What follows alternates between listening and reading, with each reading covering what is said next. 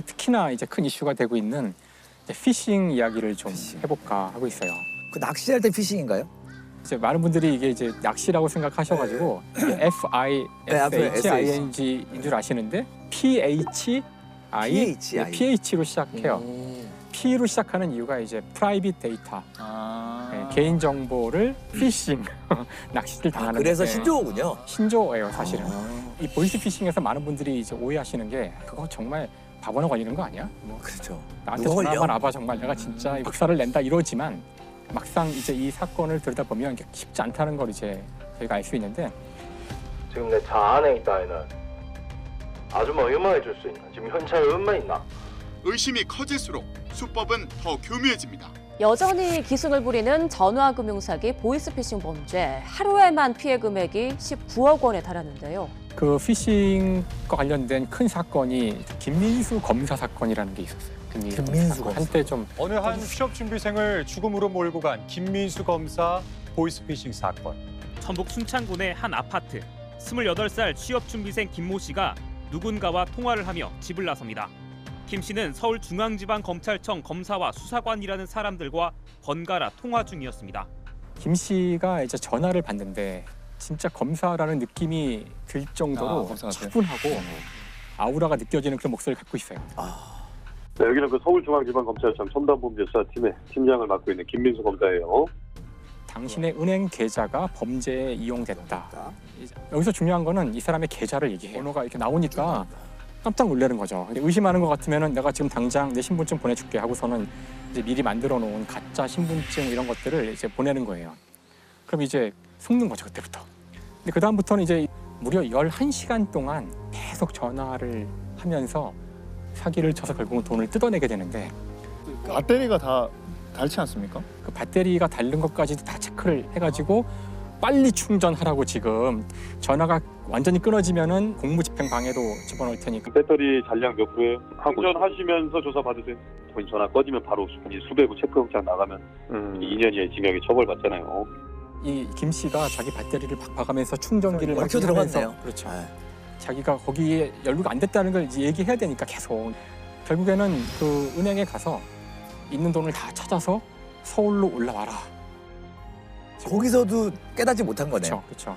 돈은 택배함에 넣어라. 그래서 넣어놓고 기다리고 있다가 이제 당한 거죠. 지금 주변에 제3자 소리가 왜 계속 들려요? 자, 준비됐죠? 질문상 있어요? 자, 입장할게요. 자, 입장하지 걸어가세요. 자연스럽게. 11시간 동안 통화를 이어가던 사기단은 김 씨에게 여의도의 한 카페에서 기다리라고 한 뒤 자신들은 돈을 챙겨 달아났습니다. 그래서 결국은 그 돈을 거기서 다 날리게 된 거죠. 그리고 이제 이틀이 지난 다음에 스스로 이제 목숨을 끊게 돼요. 420만 원. 420만 원. 야, 그건 액수 문제가 아니고 11시간 동안 전화의 목소리에 끌려가면서 받은 압박과 여러 가지도 있을 거예요. 그리고 자기 자책도 할 것 같아요. 그러니까 이게 자책. 정말 놀라운 거는 의서를 보면은 그 자신은 결백하다. 제가 이걸 남기는 이유는 이런 걸 안 남기면은 너무 좀 허무하고 답답하실까봐 그래서 남기는 거예요. 그러니까 죽을 때까지도 이제 당한지 몰랐죠. 자기가 이제 계속 그런 범죄에 연루됐다는 사실에 괴로워하고 자기 당했다고 깨달아서 죽은 게 아니라 지금 수사 받고 있어서 죽은 거란 거예요? 그러니까 그 범죄의 테두리 안에 계속 갇혀 있었던 거네요. 근데 이제 너무나 이게 이상하니까 그래서 이제 그 이제 김 씨의 그 핸드폰을 이제 다 맡겨서 조사를 해보고서 이제 알게 된 거죠. 그래서 그 아버지가 이제 이거를 그 청와대 국민청원에 올리게 아들을 죽인 얼굴 없는 검사를 찾아주십시오 해가지고 이제 많은 사람들의 이제 지지를 받게 되고 그래서 이제 본격적인 수사가 이루어지는데 218점, 187점. 자, 검찰 홈페이지죠? 네. 당시 IP 주소의 위치를 확인해 본 결과 주소지가 타이완이었습니다. 전북 지역 폭력 조직이 주축이 돼서 중국에 사무실을 차리고 벌인 범행으로 드러났습니다. 엄청나게 큰 조직인 거예요. 이 조직이. 일단 조직의 총책은 중국에 있고 이제 이 일을 수행하는 사람들이 이제 한국에 여기저기 있고 한국 지휘자도 있고 그러니까 이게 한두 사람이 그냥 하는 게 아니라 아주 조직적으로 한 사람이 전화해서 뭐 얘기가 되면은 제가 누구 검사 넘기겠습니다 뭐 이런 식으로 착착착착 그리고 돈 받는 사람 따로 있고 그 돈 찾아온 사람 따로 있고 뭐. 건장한 남성들은 전화 통화에 열중하고 있습니다. A4 용지에 인쇄된 전화번호에 차례로 보이스피싱 전화를 걸고 있는 겁니다. 실제 이제 이 범죄 단체가 5년간 그렇게 무려 100억 원을 벌었대요. 와. 그래서 그렇게 번 돈으로 그 중국에 있는 높은 사람들은 초호화 생활을 했다고 알려져 있어요. 그래서 이것 때문에 검거된 사람이 98명. 그래서 그 가운데 진짜 29명이 구속이 됐어요. 상당히 많은 당시의 범인들이 다 잡히긴 했지만 다 잡힌 건 아니고요. 경찰이 10,000명이 넘는 출입국 기록을 분석한 끝에 붙잡은 남성은 47살 서모 씨. 서 씨에게 당한 것으로 확인된 피해자만 20여 명. 60-70건 정도 7억 상당으로 추산하고 있습니다. 이게 오히려 사회 경험이 적은 20대 분들의 피해가 크다 그래요. 그렇죠. 실제로 그 보이스피싱 피해자 가운데 지금 30%가 20, 30대. 20, 30대. 그 20, 30대 같은 경우는 이제 이런 일을 당하고 난 다음에도 그 자책감과 이제 부끄러움 때문에 오히려 이 사실을 은폐하는 경우도 많고. 좀 대응 방법이 뭐 없을까요? 이게 좀. 근데 그게 이제 굉장히 정교하게 사기를 쳐서 그래요. 그러니까 어떤 사례가 있었냐면은 자기 핸드폰 자체가 이제 해킹을 당해서 112에 걸거나 1301이 검찰청이고 1302가 이제 금융감독원인데요. 거기에 전화를 걸면 그 범죄 집단으로 연결되게 하는 프로그램을 까는 거예요. 와.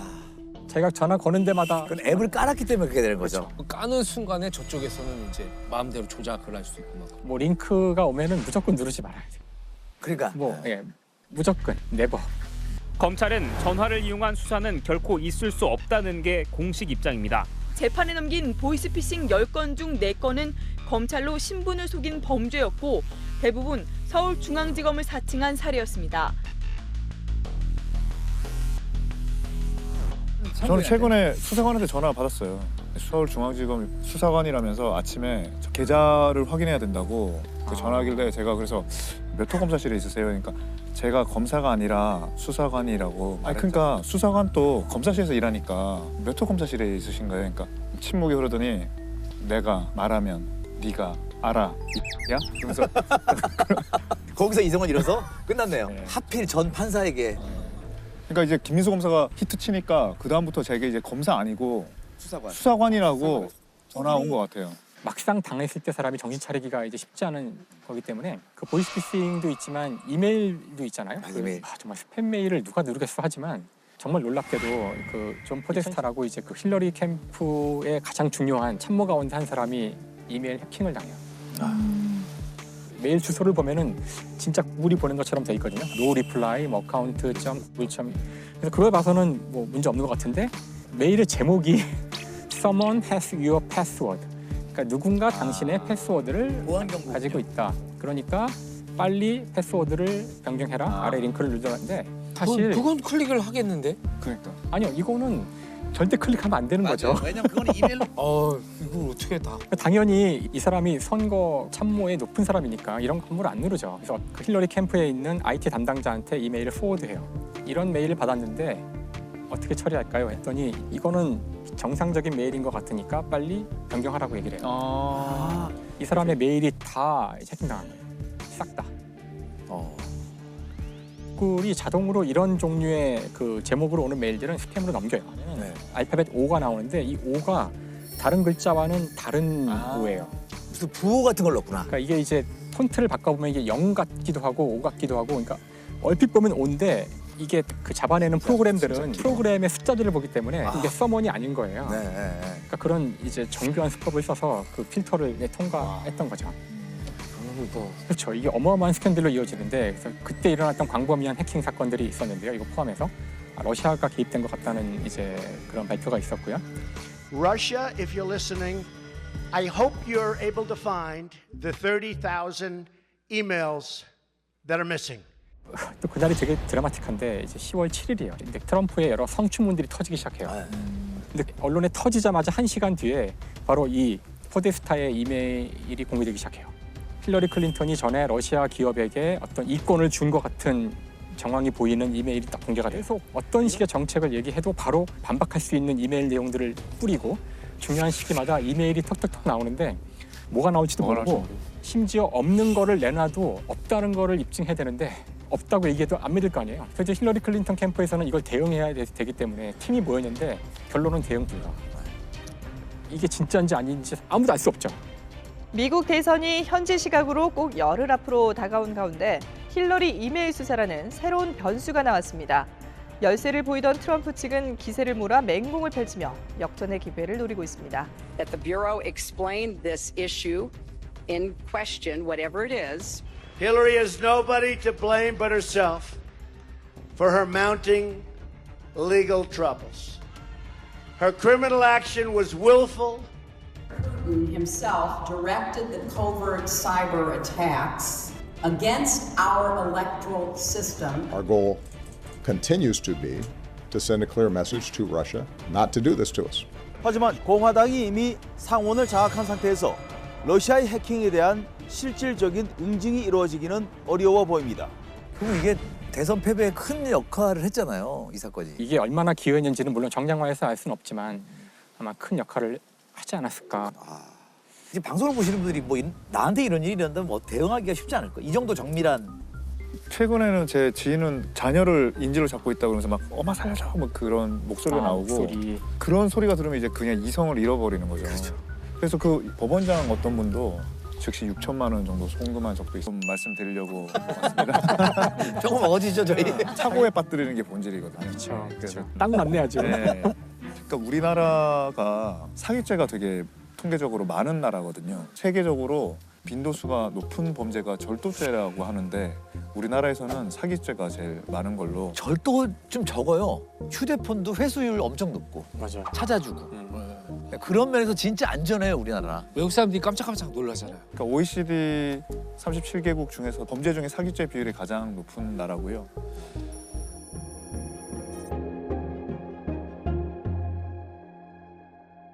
왜 우리나라 사기 범죄 많을까요? 우리나라는 차용금 사기도 사기로 많이 보거든요. 돈 그러니까 빌려갔다. 돈을 빌렸다가 안 갚아주는 거. 근데 그거는 사실은 우리 이제 그런 것도 사기죄로 포섭을 그래서 하고 높아진 것도 있겠네요. 그래서 이제 사기죄 비율이 좀 많은 거 아닌가 싶습니다.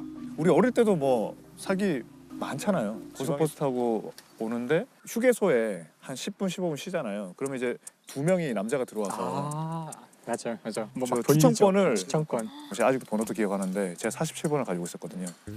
자, 잠시 실례하겠습니다. 여러분들의 귀중한 시간 5분간 빌리겠습니다. 자, 이 시계 보이시죠? 이 시계로 말씀드리자면 인류가 만들 수 있는 최고의 기술이 모여 만든 시계가 바로 이 시계입니다. 이 시계의 가격은 원래 83만 원. 하지만 오늘은 특별히 여러분들에게 단돈 3만 원에 모시겠습니다. 근데 그때는 저한테 3만 원 컸어요. 아 속으셨어요? 그래서 제가 제일 뒤에 있었는데 47번 하길래 저를 놓고 갈까 봐 저 47번 속는 사람이 있었구나. 저만 손 들었거든요 그때. 그래서 17번. 자, 알겠습니다. 축하드립니다. 자, 어디 보자. 17번 손님. 아이고, 감사합니다. 이쁘게 차세요. 서울에 사는 숙부님 댁에 가는 길이었는데 제가 다행히 빈손으로 가기 뭐해서 그거를 선물로 드렸어요. 숙모님이 딱 보시더니 네 이거 고속버스에 샀지? 그러더니 집에 갈 때 흰 봉투에 5만 원을 넣어서 좀 주시더라고요. 분들은 이제 전문용어로 호구라 그래요. 호갱님이라 그러죠. 뭔가 컨텍스트를 만드는 거죠. 문맥 이게 맥락을. 컨텍스트 딱 맥락을 만들어 가지고 그 버스 그것도 딱 5분밖에 안 준 그 짧은 시간 동안 판단을 충분히 할 수 있는 시간 안 주고 그렇게 제가 한 사건인데 이제 결혼을 하는데 딸을 시집 보내는데 이렇게 결혼을 하면 이혼을 할 수 있다. 근데 이거를 액땜을 하려면 이제 여기는 삼각형이 중요하다. 왠지 모르겠는데 삼각형이 중요해요. 삼각형이 중요해서 3,333만 원을 삼각 팬티에 넣어서 삼각형 모양의 그 나무에 33cm 깊이로 파서 33cm. 거기에 넣어주면 3이에요? 예, 왜냐면 3이 중요하니까. 그래서 이제 그걸 넣으라고 해서 넣은 거예요. 네. 근데 뭐가 좀 이상해서 이틀 뒤에 가봤더니 그 돈이 없어진 거죠. 재판에 나섰던 사건이에요? 재판했었죠. 결론만 보면 누가 믿겠나 하지만 그 속에 맥락이 있어요. 거기에 딱 빠뜨리는 거죠. 사기죄는 어떤 처벌 받나요? 사기죄도 이제 뭐 징역 10년 이하 2천만 원 이하의 벌금 이렇게 법정에 규정돼 있습니다. 네, 사기죄는 사실 우리 실무상에 어떻게 얘기하냐면 1억에 1년이라는 말이 있어요. 1억을 편취하면 징역 1년 정도 간다. 50억, 100억 간다고 50년, 100년 그렇게 비례하진 않지만 수억의 경우에는 하여튼 그 정도로 가는데 근데 이게 사기죄가 사기 범죄가 보면은 유독 조직적 범죄가 많은 것 같아요. 사람을 착오에 빠뜨려야 되는데 혼자서 말 한마디로 착오에 빠뜨리기는 쉽지 않죠. 그러면 이제 상황을 만들어야 되는 거죠. 그래서 이제 보물선 사기 사건에 대해서 좀 말씀을 드리려고 합니다. 보물선? 네. 이걸 이제 지휘했던 사람은 이제 유승진이라고 전과 10범, 사기죄 전과 10범이고요. 2018년 7월 17일에 113년 만에 세계 최초로 보물선 돈스코이오를 이제 발견했다. 기억나요. 그리고 거기에 150조 상당의 금괴와 금화가 야, 이거 무슨 영화에 나온 얘기잖아요. 러일 전쟁 당시 침몰한 러시아 순양함 돈스코이호가 울릉도 앞바다에서 발견됐습니다. 이 배에는 현재 가치로 150조 원에 달하는 엄청난 금화가 실려 있었다는 소문이 돌아서 관심을 끌고 있는데요. 신일그룹이라는 회사가 그걸 찾아냈다, 이제 인양하겠다 이런 걸 발표를 했고요.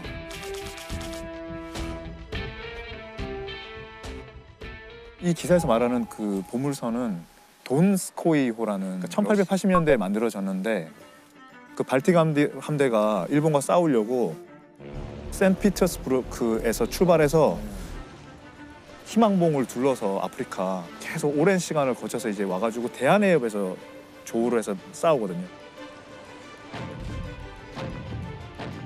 그래서 발틱 함대가 집니다. 대패를 합니다.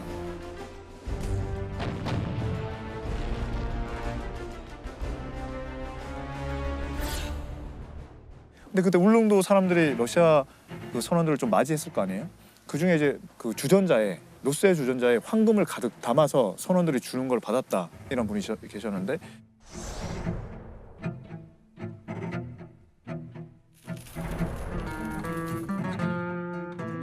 그래서 이게 어떻게 사기 과정이 됐을까요? 근데 이제 우리나라에서 80년대에도 이걸 인양을 해봐야겠다는 뭐 움직임도 있었고 IMF 때 탐사해서 인양을 해야 되겠다. 그래서 돈스코이함 인양 시도는 이번이 처음이 아닙니다.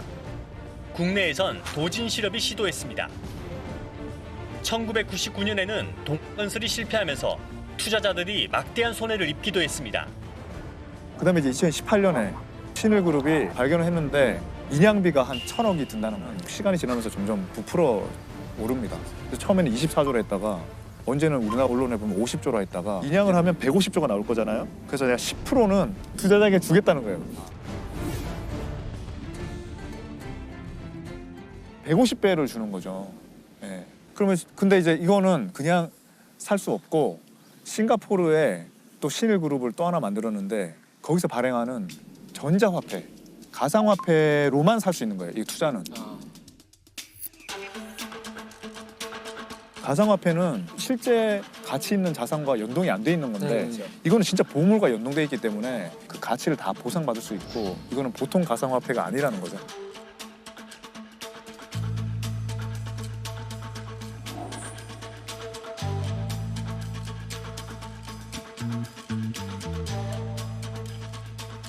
순식간에 정말 짧은 시간 내에 500억, 600억 정도 선박을 그거를. 근데 이제 좀 뭔가 수상한 게 한두 가지가 아닌 거예요. 신일그룹은 그 법적으로 6월 1일 날 생겼거든요. 이 코인 판매는 이미 그 몇 달 전부터 이미 코인 팔고 있었고 다단계로 계속 코인을 팔고 있었고요. 소문을 내면서. 수상한 점이 한두 가지가 아닙니다. 이 업체는 현재 가상화폐를 다단계 방식으로 팔고 있습니다. 투자자가 구매액과 매출에 따라 직함을 얻고 새로운 사람을 끌어들이면 인센티브를 받는 구조입니다. 또 의심한 거는 싱가포르 그 신일그룹은 가보니까 그 주소지에 아무것도 없었다는 거예요. 그러니까 페이퍼 컴퍼니로만 존재했던 거고요. 싱가포르에 가서 확인해 보니 이 회사는 사무실도 계좌도 없이 전화로 개설한 서류상으로만 존재하는 회사였습니다. 아직까지 계좌도 개설되지 않은 그냥 서류만의 회사입니다. 납입 자본금은 1 싱가포르 달러, 우리 돈 800원에 불과했습니다.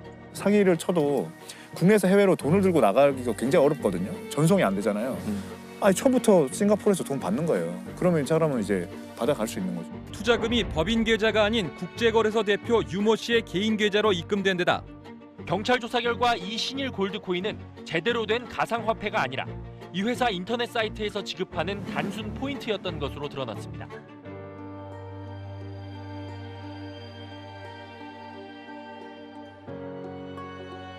뭐 돈을 팍 끌어 모았잖아요.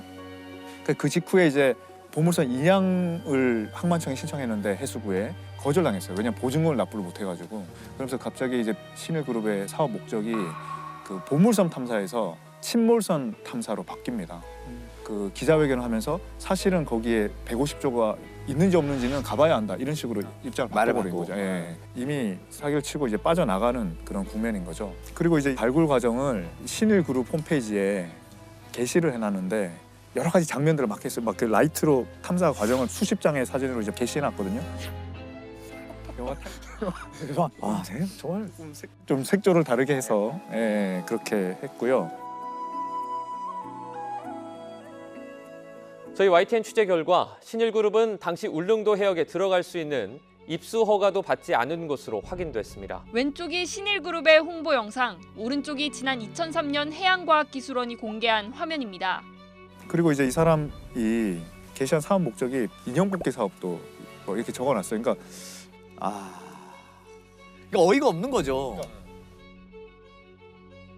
돈스코이 호는 있는 거죠. 네. 거기에 뭐가 있는지 아직 아무도 모르는 거죠. 네, 수심 300~400m는 사실 쉽게 들어갈 수 있는 깊이는 아니잖아요. 쉽지 않죠. 그렇죠. 그러니까 그 틈을 비집고 여러 가지를 네, 딱 해서 그러니까 피해액이 얼마나 된 거예요? 이게?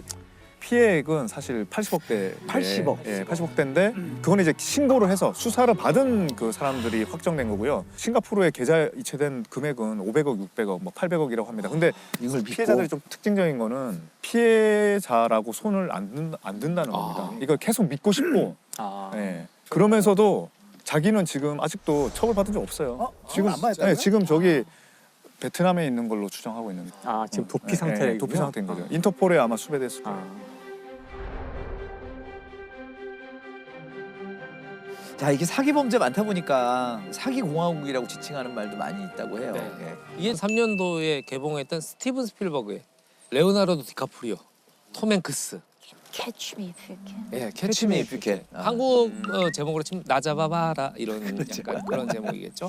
프랭크 에버그네일 주니어라는 사람의 실제 얘기를 영화로 한 건데 프랭크가 이제 항공사 조종사로 행세를 하면서 각종 사기를 치고 다니고 결국에는 항공사 위조 수표로 140만 불을 은행에서 인출까지 하는 그런 범죄인데 사실 한국에도 이 한국판 캐치미 이프 유캔이라는 사건이 있었거든요. 우리나라에도요? 우리나라에도요. 예, 우리 2018년 여름이에요. 여름에 한 남자가 세탁소에 가거든요. 세탁물을 들고 이 세탁소 주인이 미혼의 여성분이었어요. 예. 이것도 조종사 유니폼인 거예요. 예, 조종사 유니폼. 또 세탁소에서 보면 또 이런 쪽 일을 하세요? 저는 뭐 공군사관학교 50기 출신인데 지금 뭐 대형 항공사의 부기장으로 있습니다. 그리고 이제 왔다 갔다 하면서 계속 이제 자주 또 세탁물을 맡기고 조금씩 가까워진 거예요. 단골 손님이 되니까. 그래서 이제 이 여성분은 당연히 그동안에 보고 들은 게 있으니까 비행기 조종사라는 거 의심을 안 했죠. 그리고 이제 두 분이 결국 연인 관계로 발전을 합니다. 이제 남자가 또 얼마 동안 나타나지 않아요. 갔다 와서 이번에 파리 갔다 왔는데 이거 향수야. TV 너무 낡았는데 내가 새로 바꿔줄게. 그런 식으로 막 이러면서 이제 선물로 환심을 사고 계속 연애를 이어나가요. 밀당도 막 하는 거군요. 그렇죠. 그리고 이제 데이트도 주로 공항 근처에서. 그런 어떤 개연성을 확보하기 위해서. 그렇죠. 왜냐면 이제 워낙 바쁘니까 우리 회사 쪽으로 와줄 수 있어. 뭐 이런 식이 됐겠죠. 심지어 인천공항 같은 데 들어가서 이 항공사 승무원들만 출입할 수 있는 곳까지 출입증을 대고 들어가요.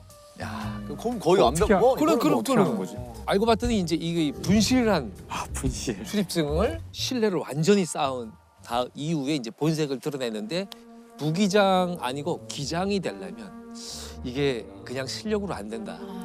사내 로비를 해야 되는데 한 7천만 원 정도가 필요하다. 내년에 뭐만 들어오면은 그걸로 할 수는 있는데 지금 뭐 이게 여건이 안 돼가지고 안 되네. 그러니까 여자분 입장에서는 7천만 원을 준 거죠. 근데 우리가 이런 얘기만 들으면 아니 돈 얘기하면 벌써 이상한 거 아니야? 근데 사랑하잖아요. 사랑하잖아. 맥락이 형성돼 있죠. 굉장히 근심스러운 표정으로 계속 이러고 있었겠죠. 맞아요. 계속. 합격입니다. 물어볼 때까지 얘기를 안 하고 있다가. 그리고 가끔 나가서 전화 받겠죠. 여보세요? 딱 지금 대본 쓰는데 지금. 분위기 좋은 곳에서 이게 세상 일이라는 게 그렇다. 나 이 회사만큼은 안 그럴 줄 알았는데. 그리고 이 남자가 7천만 원을 받고 역시나 바로 잠적을 해버리죠. 연락도 안 돼요, 이때부터는. 이분한테만 사기를 친 게 아니에요. 그치. 그 동시간에. 그렇죠. 동시간대에. 그러니까 같은 세팅을 여러 사람에게 한 거네요. 그러니까 만들어 놓은 게 있으니까 그거 활용하겠죠. 그리고 이제 여자분이 굉장히 믿는 이모부가 계셨나 봐요. 그 이모부한테 이 남자가 똑같은 수법으로 이게 결혼을 하는데 기장이 돼야 되는데 그래서 돈을 좀 뭐 이런 식으로 이제 얘기를 한 거죠. 얘기를 하는데 이모부가 미안한데 저기 재직증명서를 한 통만 떼어와라. 뭐 이 얘기를 한 거야. 사실은 근데 굉장히 신망이 쌓이면 그 얘기하기 어려워요. 맞아요. 그렇죠. 그거 어려운 거 아는 거야. 저거 못 믿을 이렇게 되는 거죠. 그런데 이 남자가 얘기를 듣고 가서 바로 잠적을 해버려요. 왜냐면 이제 꼬리가 길면 밟히니까. 바로 잠적을 하는데 사실은 벌써 이 남자는 이 여성한테 6천만 원을 뜯은 다음이에요. 또 추가로 하려고 이 했었구나. 사건을 경찰이 이제 신고를 받고 2년 동안 추적을 해요. 근데 이 남자가 2년 동안 도망다니면서 이 변장술에 굉장히 능했다고 돼 있거든요. 항공사 승무원 그리고 UDT. 직업은 여러 가지. 직업은 주로 여러 가지. 제복을 이용하네요. 그렇죠. 그게 신뢰감을 주니까. 총 몇 명이 얼마를 사기 행각을 벌인 건가요? 8명의 4억입니다. 굉장히 중요한 돈이었고 소중한 돈이었을 거예요. 혼인까지 생각했으면 믿었고 너무 사랑했으니까 이 돈을 해준 거 그러니까요. 되거든요. 도망 다니다가 결국에는 작년에 부산에서 검거가 돼요. 작년에. 그리고 또 비슷한 사건이 또 있었는데 2011년도에 벌어진 사건이에요.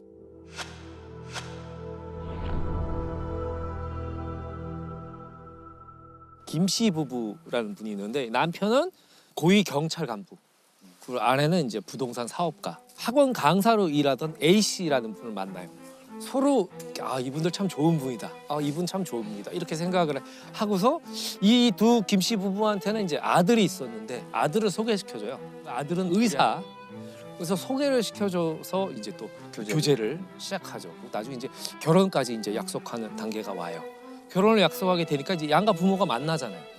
부모가 만나는데 이때부터 김씨 부모가 줄기차게 거액의 혼수를 요구하기 시작을 너무한 거 아니냐.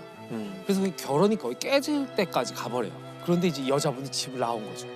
결혼식을 올립니다. 이 집에 들어가서 살아요. 무려 7년 동안. 7년? 예. 7년 동안 이 김씨 일가족한테 뜯긴 돈이 13억. 알고 봤더니 이 시아버지 경찰 고위 간부가 아니고 전직 경찰이긴 했는데 그리고 이 시어머니는 그냥 무직이었고 그리고 이 아들은 의사가 아니고 조직폭력배 단원이었대요.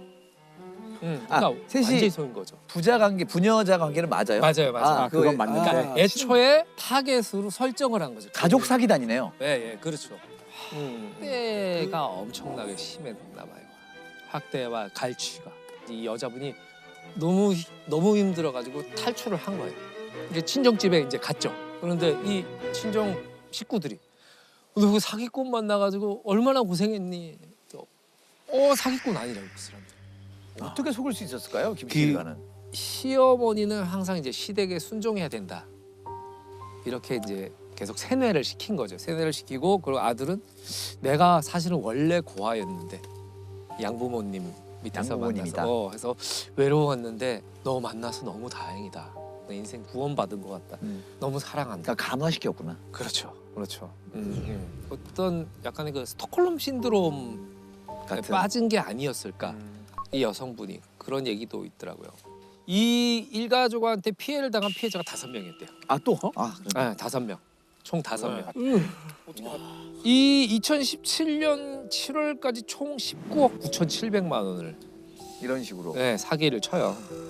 결국에는 이 어머니 김 씨는 징역 14년.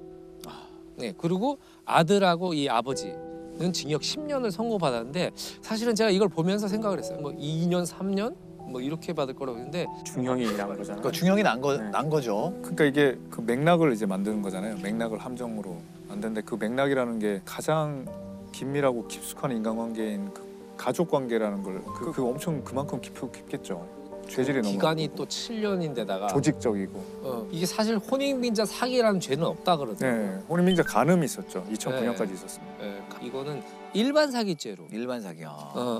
분류가 된다. 그러니까 혼인빙자 간음은 재물이나 재산상 이익을 취득한 건 아닌 거죠. 가해자가. 근데 사기죄는 재물이나 재산상 이익을 취득해야 사기죄가 됩니다. 그 양형 때문에 논란이 된 사건이 있었거든요. 이 사건은 피해액이 한 1,000만 원 좀 남짓한데도 사기죄로 징역 10년을 선고한 사건이 있습니다. 그러니까 이 모 변호사 실종 사건이라고요. 작년 7월 34살의 변호사 이모 씨가 퇴근길에서 실종됐습니다.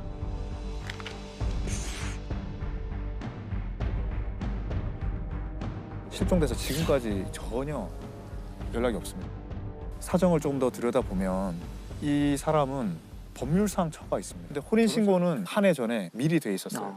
근데 이제 실종이 됐는데 그 최 씨한테 물어보니까 최 씨는 자기는 전혀 연락을 받은 적 없고 그날 만난 적도 없다는 거예요.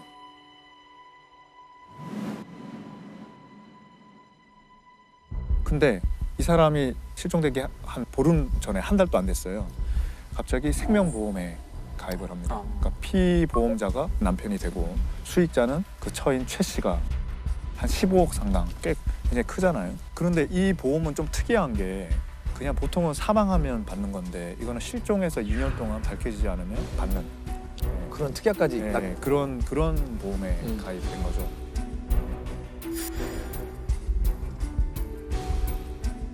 이 변호사의 행방을 찾아 나선 경찰은 약혼 여인 최모 씨의 행적이 석연치 않은 것을 발견합니다. 이 씨가 실종되기 석 달 전부터 다른 남성과 동거 중이었습니다. 이 씨가 실종된 직후엔 이 씨의 신용카드로 800여만 원어치의 쇼핑을 한 적도 있습니다.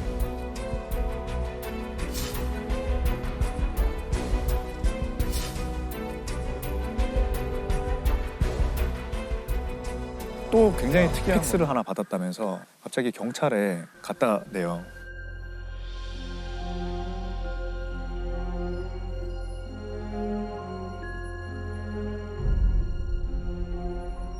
근데 수사기관을 보니까 이게 그 글자들을 남편 수첩에서 한 글자씩 떼가지고 필체를 만든 네, 거예요. 남편 필체로 이렇게 만들어서 그걸 살인이라 할 수는 없지만 이 변호사의 실종에 분명히 관여된, 그렇게 의심할 수 있는 정황이 굉장히 많은 거죠.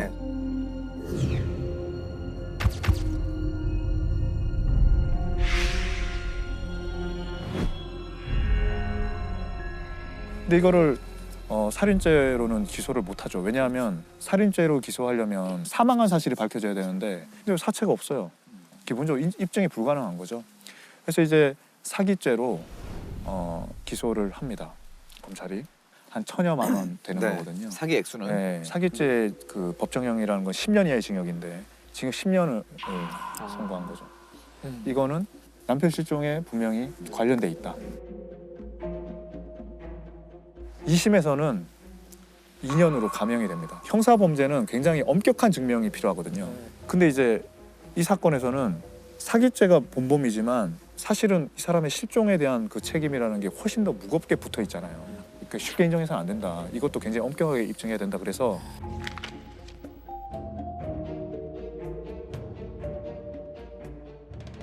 이제 우리 법조계에서는 굉장히 논란이 많이 됐어요.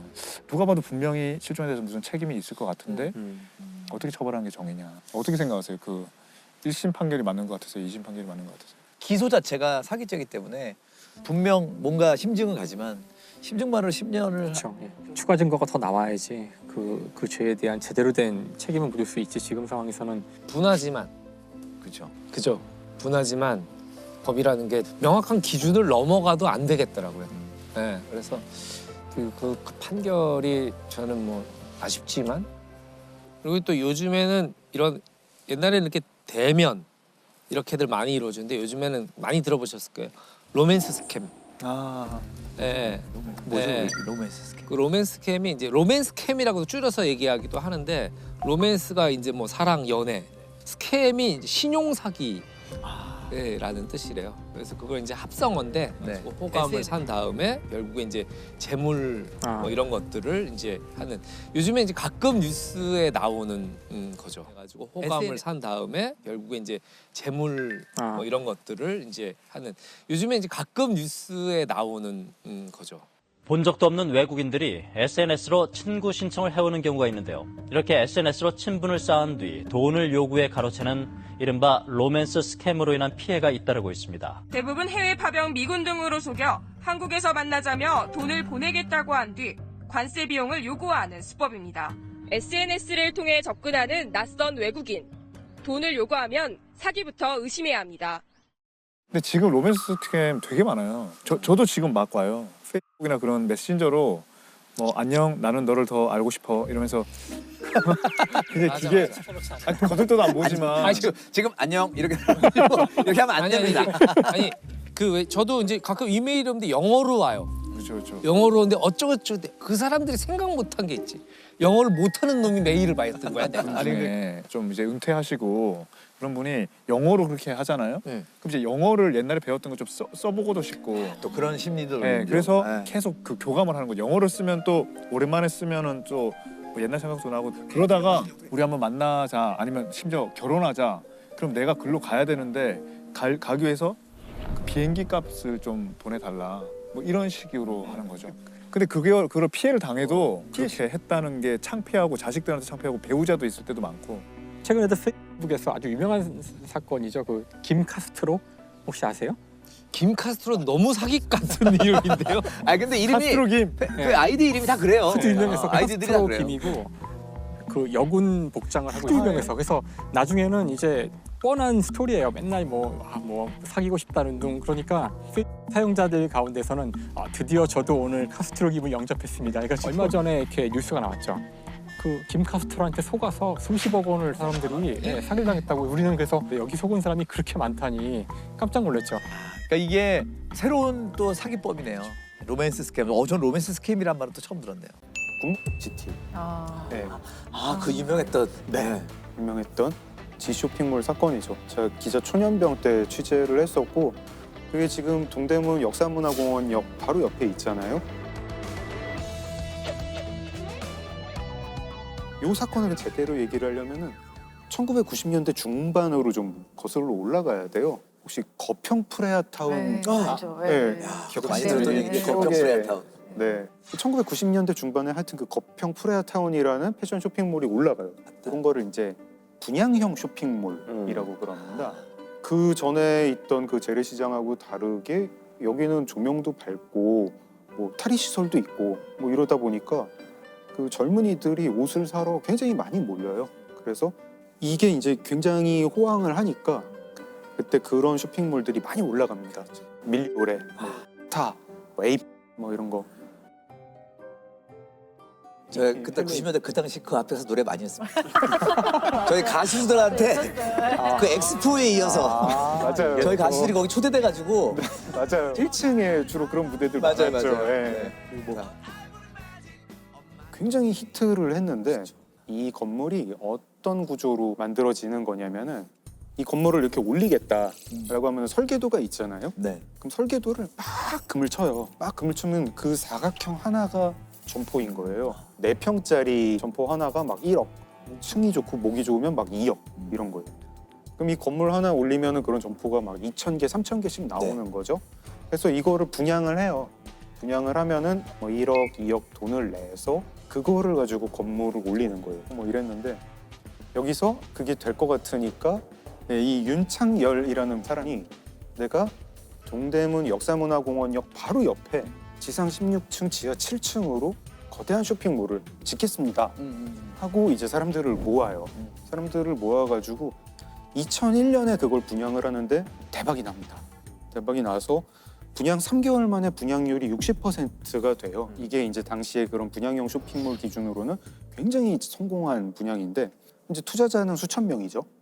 그러니까 이제 언론에 관심이 쏟아지죠. 언론에 관심이 쏟아지고 인터뷰를 할 때 보면은 G쇼핑몰 사업은 그 중구에 건물 하나 올리는 게 끝이 아니다. 전국에 여기도 만들고 여기도 만들고 해가지고 유통혁명을 내가 일으키겠다. 뭐 이래가지고 사람들이 대단한 사업가인가 보다 그랬어요. 이 건물 언제 지어지나 하고 기다리는데 일단은 그 건물 짓기로 한 그 부지에 다른 건물이 있었는데 이게 철거가 안 되는 거예요. 철거가 안 되고 이 윤창열 씨는 자기 돈이 그때 처음에는 7억 원밖에 없었대요. 7억 원. 네, 이 G쇼핑몰 사업은 수천억 원짜리인 거예요. 그리고 일단 부지 확보도 해야 되고 네, 나중에 뭐 건설하려면 정말 수천억 원이 드는 거죠. 나중에 보니까 사채를 많이 썼어요. 사채를 많이 썼고 당시에 파산한 건설업체 중에 한양이라고 있었어요. 그걸 자기가 인수하겠다. 나서고 인수를 성공을 합니다. 성공을 하는데 자꾸 뭐 특혜 의혹 뭐 이런 게 막 들리기 시작하고 슬슬 검찰이 이 G쇼핑몰을 들여다보고 있다. 내사를 하고 있다. 이런 소문들이 막 돌아요. 약간 투자자들이 겁을 먹고 있던 와중에 이 사람이 체포가 돼요. 체포가 되고 구속이 됩니다.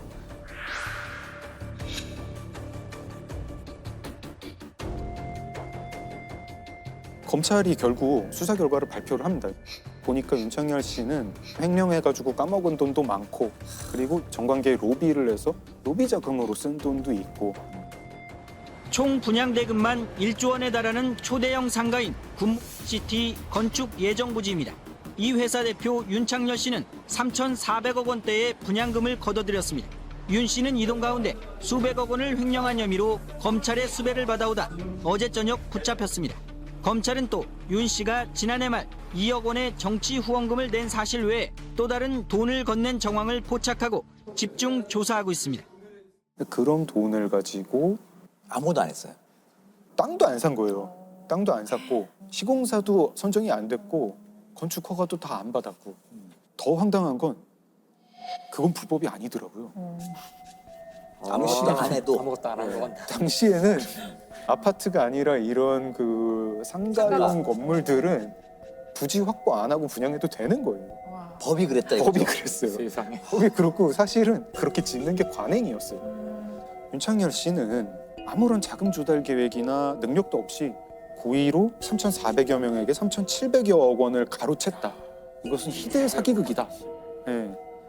그래서 윤창열 씨는 결국은 대법원까지 가서 뭐 배임, 횡령, 사기 뭐 이런 혐의로 징역 10년을 선고를 받습니다.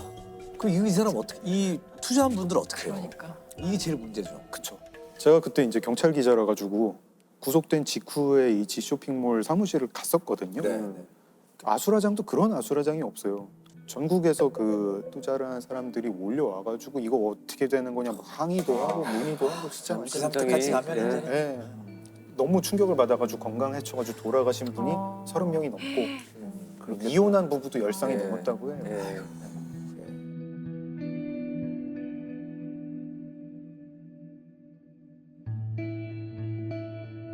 이분들이 모여요. 그 투자자들이 모여가지고 협의회를 만들어요.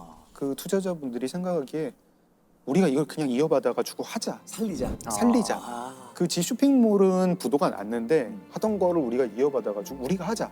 그럼 이 사업은 된다. 정말 눈물의 사업 추진을 하세요. 이분들은 그 G쇼핑몰에 있던 컴퓨터를 자기들이 가져가셔서 프로그래머를 고용을 해가지고 이거를 복원을 해서 거기에 있던 자료 같은 걸로 로비를 어떻게 한 것 같다 이런 거 정황들 많이 밝혀내시고 그래서 결국 짓습니까? 지어요. 2008년에 다 지어요. 다 짓는데 투자자가 한 2,000명이 그 앞에 모여 있는데 다 눈물바다. 그렇겠다. 엉엉 울면서 회사 대표의 자금 횡령으로 건설 무산 위기에 놓여서 계약자 3,000명이 돈을 날릴 위기에 처했던 동대문 굿시티가 부도 사태 5년 5개월 만에 오늘 문을 엽니다. 피해자들은 계약자 협의회를 만들어 법정 관리를 신청했고 법원이 요구했던 1,700억 원을 모아 법정 관리 인가를 받아 건물을 다시 지을 수 있었습니다.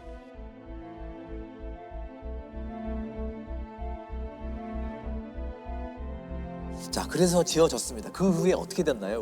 우여곡절이 이렇게 많았는데. 이게 해피엔딩은 참 좋겠는데 왠지 해피엔딩인 것 같았는데. 아니구나. 그 사이에 패션 시장 트렌드가 바뀌어가지고 일단은 인터넷으로 많이 사죠. 인터넷으로 온라인으로 주문하는 시대가 됐고 쇼핑몰 자체가 이제 이 분양형 쇼핑몰이 많이 비어 있어요. 맞아요. 이게 더 기가 막힌 게 그런 분양형 쇼핑몰들을 그럼 뭐 리모델링을 하거나 뭐 재건축을 해가지고 바꿔야 될 것 같잖아요. 근데 그것도 못해요. 왜냐하면 이 건물은 주인이 수천 명이기 때문에 의견이 모아지기가 너무 힘들어요. 이렇게 가는 게. 그 윤창현이라는 사람은 결국 출소하고 그냥 또 잘 살아가는 건가요? 이분은 이제 만기 출소하죠. 만기 출소해서 또 사업을 하겠다고 지인들한테 돈을 빌려요. 예. 근데 그 돈을 못 갚아요.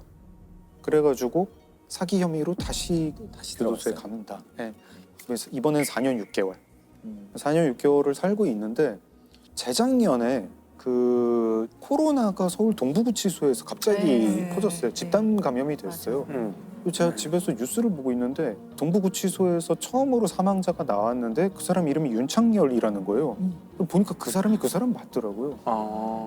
지난달 27일 첫 발생 이후 관련 확진자만 762명, 서울 동부구치소는 첫 사망자까지 나왔습니다. 지난 2003년 3,700억 원대 굿모닝시티 분양 사기의 주범 윤창열 씨가 다른 사기 혐의로 수감 중 확진됐던 겁니다. 그 사람 참 인생 참 기구하다. 그래도 의미를 부여하고 싶은 것 중에 하나가 법이 바뀌었어요. 이제 이 투자자분들이 막 요구한 것도 있고 사람들도 이 주식핑물 사태로 이건 이렇게 하면 안 되겠다라고 생각을 해가지고 이제는 그런 식으로 분양을 못 합니다. 착공 신고를 하거나 좀 골조공사를 한 다음에 분양을 하게 돼서 이런 사태는 다시 안 벌어질 것 같아요. 자, 이 보면 사람이 많이 모이는 좀 서울의 중심지다 보니까 좀 안타까운 사건이 많은 것 같아요.